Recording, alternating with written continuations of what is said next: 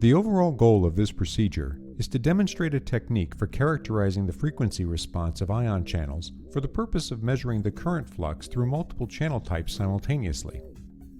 This is achieved by first creating the noise function that will be included in the voltage step protocol and incorporating it into a stimulus file, which is necessary in order to use custom waveforms with the ClampX software. The second step of the procedure is to apply the voltage step protocol that was just created to a model cell using standard whole cell voltage clamp techniques and record the resultant current. The third step of the procedure is to calculate the IV curve of the cell and the FFT of the portion of each sweep that contains the noise function.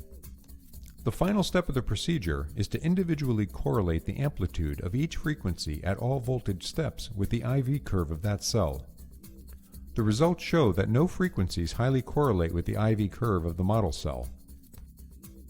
The main advantage of this technique over existing methods like standard whole cell voltage clamping is that it may provide a means to measure more than one ion channel type simultaneously without the use of pharmacological blocking agents or voltage inactivation protocols.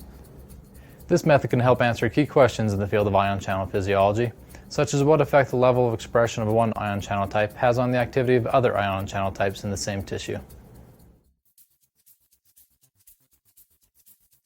The first step in the protocol is to create a noise function containing the desired frequency components.